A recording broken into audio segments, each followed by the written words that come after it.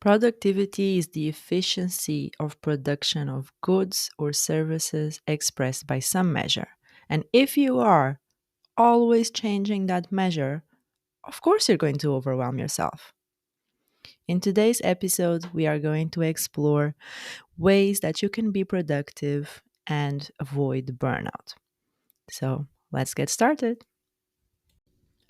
Hold on, I'm interrupting this episode to introduce to you the new ebook Healing from Burnout, your guide to renewed energy and well being. Are you tired of feeling constantly drained and overwhelmed by the demands of modern life? It's time to reclaim your energy, find your inner peace, and embark on a journey towards healing and self discovery. Dive into my interactive ebook, Healing from Burnout, and embark on a transformative journey that will help you learn holistic healing by exploring a range of holistic approaches from mindfulness and meditation to self care practices that will rejuvenate your mind, body, and spirit. Create personalized solutions, tailor your healing journey with interactive exercises and strategies designed to suit your individual needs and lifestyle. Find your path forward.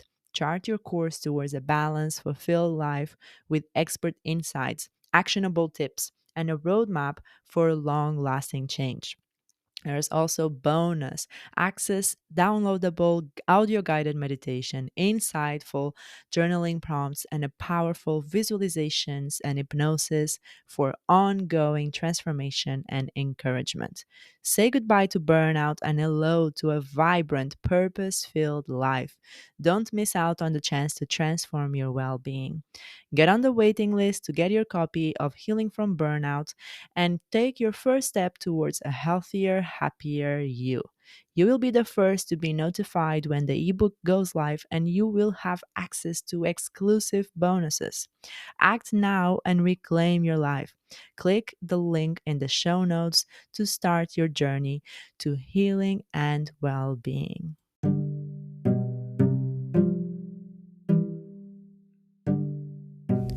Hello, welcome to another episode of the Mindful Introvert Podcast. This podcast helps you to get inspiration to manifest a life in alignment with your true, confident, and intuitive being.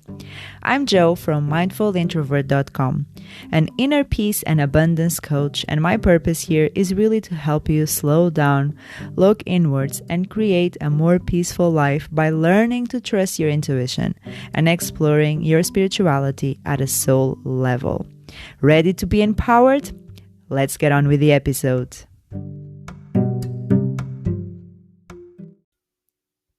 So now that we have defined productivity, it's only fair that we define burnout as well. And according to Mental Health UK, burnout is a state of physical and emotional exhaustion. And it can occur when you experience long-term stress, such as working at a stressful job.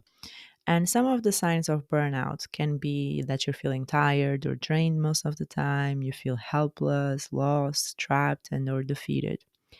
So we really want to avoid feeling this way. And I know that for some people that like me that are empaths, that are highly sensitive people that get overstimulated over the day, it can really impact our mental health and the levels of productivity. I know that I'm way more productive when I take constant, not constant, but like often. I often take breaks. I go and remove myself from the environment that I'm working in, and I move my body. I drink water, um, and that is just something that I can do to increase my productivity. But it's counterintuitive because we think, oh, in order to be productive, we need to produce more because essentially that's what it is, right? You're more productive when you produce more. But in order for you to produce more, you're not a machine. Obviously, if you increase the hours that a machine is working, yes, it will be more productive, but you're not a machine. So you have human needs, physical needs, mental needs that need to be met. And so you need to take those into account when you are measuring your productivity and understanding your strategies to become motivated and to become productive, essentially. So Burnout really can creep in when we are unaware of these scenarios and these strategies that can increase our productivity, and we just go, go, go, go, go. And on today's episode, I really wanted to give you some tips on productivity, some tips on mindset, and how to have a self care routine that is really going to help you um, outweigh and counterbalance. I don't even know if that's the word. The effects of always being on the go. Because that attitude of always being on the go was basically how we were raised to believe that we needed to be. It's a very um, male energy realm where, and I will explain the differences between this male, the masculine, and the not male, the masculine and the feminine energy that we all have within us, and that we can really use to our benefit in this situation where we want to be more productive. But what I mean by this is that commonly most CEOs are men. I don't really know the percentage right now. Maybe that's something that I can add to the show notes. But we have been learning that CEOs, big company guys, corporate guys, financial world guys are men, because they usually tend to be more in their masculine energy, a very assertive energy, a very go, go, go, solving problems type of energy. Um, and that is very confident and very directional and rational and cognitive. So that is more of a masculine energy. And more of a feminine energy is more of a surrendering, is more of a not necessarily take orders, but maybe following, in the sense of it's like responding to a more assertive energy that is a little bit more overpowering. And this feminine energy, as I said, everyone has within them masculine, feminine. Um, but it can be, I wouldn't say comfortable, but it can be, sometimes people are unaware that they are in their feminine energy. And so they don't step in their true powers and their true potential. And because when they do, they act on a very powerful and strong feminine energy. And that's how we see a lot of people uh, do what we call easy work, where they're not struggling, they're passionate about things, and they succeed because they live their passion. And that is a very non resistant way to create success. Because when we think about the masculine energy, we think about climbing the corporate ladder, working very long and hard hours, sacrificing family life, sacrificing hobbies, sacrificing our health, all of those situations where we see a more predominant masculine energy, because is with a goal in mind and a very strategic way to achieve that goal. Whereas a feminine energy is more, yes, you still have a goal, you still have an outcome that you want to accomplish, but at the same time is you believe and you trust and you surrender to the universe, outside sources. You ask for help, you work as a team. You believe that it's not just on you, and that you can release the pressure of achieving it at a certain time, at a certain, a certain way, and you allow these external sources and energy sources to come in and really help you get there. And you release the outcome. That's what it is. You release any resistance around it. And not to say that it is effortless or easy, because sometimes it's not. Sometimes it's a lot of emotional turmoil, whereas a masculine energy goes more with the difficulties of rational difficulties, meaning that the obstacles that come in their way are much more in this 3D world, whereas feminine energy is a little bit more of an emotional turmoil type of obstacle that come in their way. So these are really the differences that, from my perspective, are excuse me, are having people uh, succeed and struggle as well. And so, how can we uh, know exactly what situation is beneficial for us to step in one energy or the other?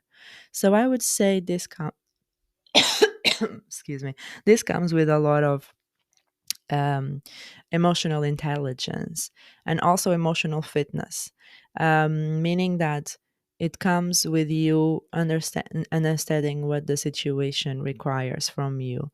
And at the same time, it requires you not having been in that situation for the first time, because sometimes we're in the situation for the first time. It becomes difficult for us to make an assessment and almost position ourselves in a way that we can have different perspectives, um, and just observe from the outside. So that can be very difficult. So I would say is really important to have awareness of how you're feeling, what you're thinking, what is required of you, when is required of you, if there is a timeline and a certain deadline that you need to meet. And at the same time, is okay, is it beneficial for me to be more assertive and take control in the situation? Or is it beneficial for me to release resistance and welcome help from external uh, sources, or ask for help? So, with this, when you challenge and you take yourself out of the picture almost, and really understand what's most beneficial for you, that's how you get motivated to tackle whatever comes your way, and have way more resilience. And in order for you to have this awareness, you need to be mindful. And in order for you to be mindful, you really need to be practicing to be in silence, to be receiving insights from your unconscious mind. So, this, what I'm just describing, is more of a feminine energy of receiving, of surrendering. So, maybe it can be beneficial for you to be in your feminine energy before you take that action. And then, when you take the action, you are in your masculine energy. And being balancing these two. So you take action, then you need to be in your feminine energy again to receive more insights, to receive more moments to be creative in order to understand what's the best action. So you're not just always taking action, action, action, action, and you're not always on the assertive mindset, because then you will become overwhelmed and you will become stressed, or you will just become detached from the rest of your life and from the emotional side of your life. And I'm sure that if you're here, that's exactly what you do not want. So, yeah, it's understanding the strategy that it works for you. So, in practical terms, let's say you have a big project at work that you need to give in, to submit to your boss. And it's a creative process, or even if it's not a creative process, even if it's a boring financial report, you really need to step in that feminine energy before you start doing it, where you need to maybe take 5-10 minutes, where you just breathe and you do a meditation, or you journal, you do a brain dump of the things that are troubling your mind. Will I get this done in time? Will I get to see my family tonight, because I have to do this all night? Will I get to sleep at all? You just release all of those anxieties and stress and worries on the paper, doing a brain dump. And then, after you process your fears, after you process your emotions, you go ahead and you take action. If you even have time, go for a walk, eat outside, do something outside that is going to help you bringing that clarity. If it's in nature, even better.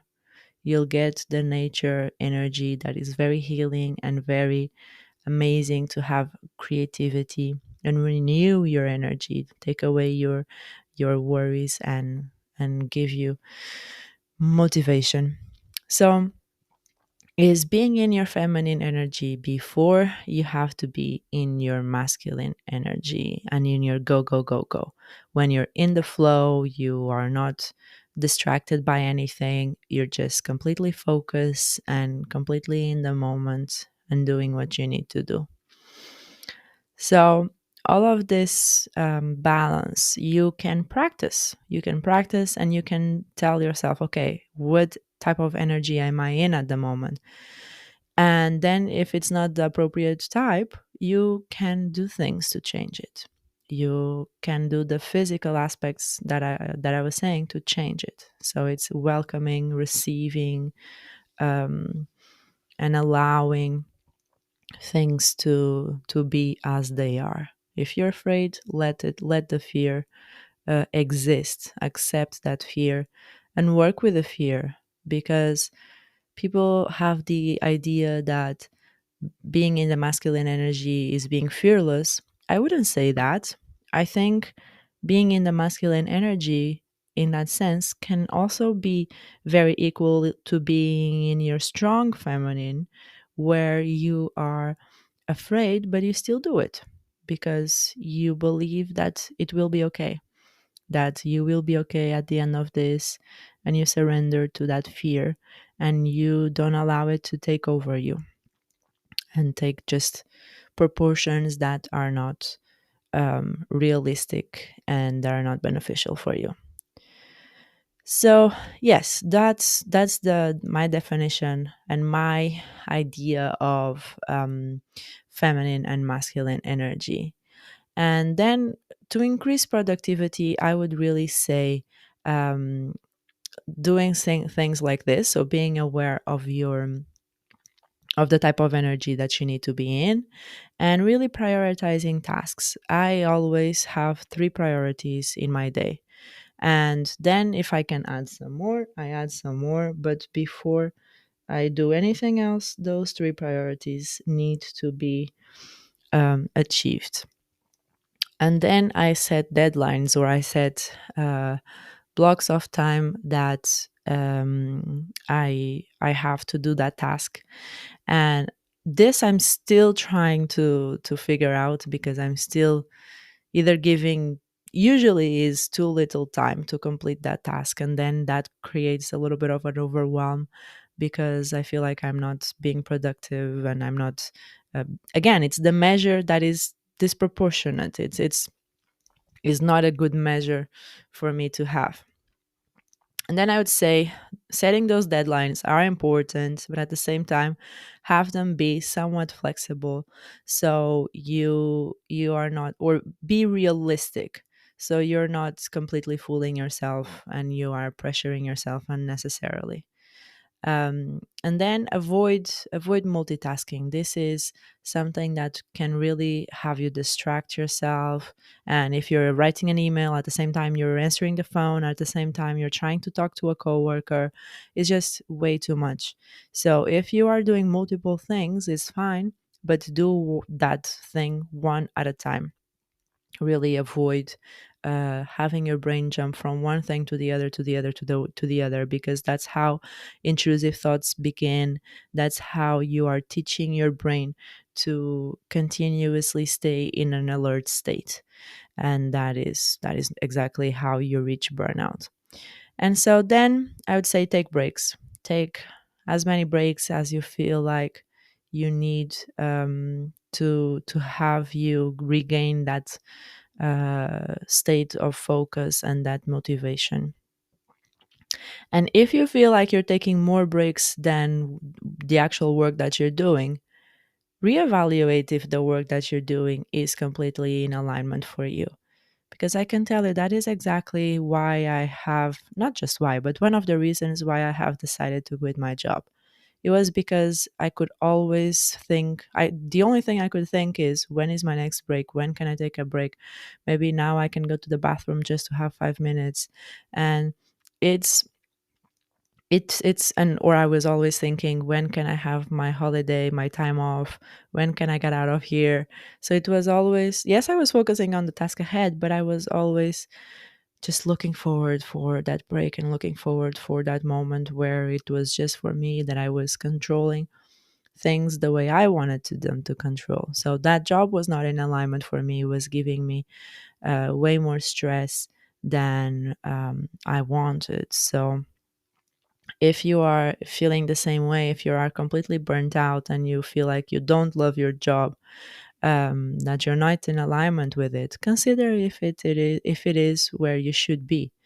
But on the other hand, if you are burnt out, if you're just overworked, overstressed, but you do love your job, but you once were loved, maybe have a conversation with your boss, see what can be changed, maybe hire more staff, maybe delegate other tasks that you are doing to other people, reorganize your workload, so that you can be feeling not so burnt out, and just more with more time and with more energy to actually do the tasks that you need to do with the best quality that you need to do.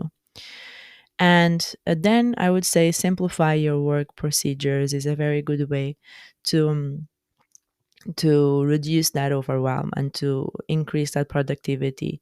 Because sometimes we overcomplicate, sometimes we spend half an hour looking at an email, thinking if it is the right wording, if it uh, says the message that you want to have across, if it's just overcomplicating. Or we're doing a presentation and we want to make it look pretty, we want it to be amazing, the best presentation ever, and so sometimes we just do more work than we actually need to do. And that work sometimes is not even um, appropriate for the task that we have to do. So simplify your work procedures, understanding how you can streamline things that are the same, how you can have a strategy, almost a recipe for yourself. If your workplace doesn't have already those standard operating procedures, create one for yourself and create templates, create things that are going to help you um, do things faster and while maintaining the quality. And then I would say, ask for help. If you need help, help other people as well, because that connection that comes from working within a team can be very beneficial. And if you are an entrepreneur, if you're a solopreneur, if you don't have a team, I would say network, have a friend or have someone that you talk about business that is doing the same thing, and just have that connection with them, because that will inspire you and motivate you to do more. So then you both grow together. um so yeah, and then understanding what time of the day you work best. I know that when I was working my full-time job, I used to wake up at like 6 in the morning, 7 in the morning sometimes, and that to me was not my ideal time to work. I work best at night, and sometimes it's 2 in the morning, and I'm working at the computer. So understanding what works good for you, and I know that the corporate job, it's not possible to really sometimes change your schedule, but um, even if it's not possible to change your work schedule, understand what is the best time for you to go to the gym or exercise or meditate or do things that are going to inspire you and release stress, so that when you actually have to go to work, you are at a better mindset to produce more. So those are my tips for uh, increase productivity, to help you reduce um, burnout.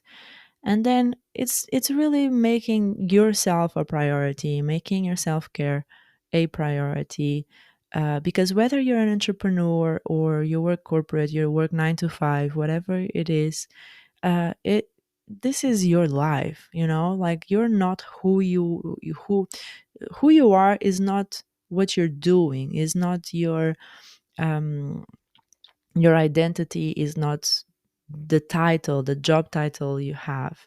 Even if you work for yourself, your business is not yourself, is not who you are as a person.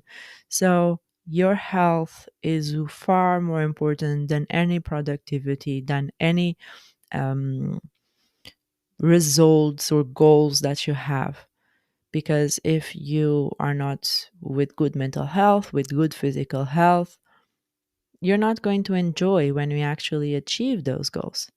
So take care of yourself, um, avoid distractions, become aware of this balance between um, feminine energy and masculine energy, and create this environment that is sustainable for you.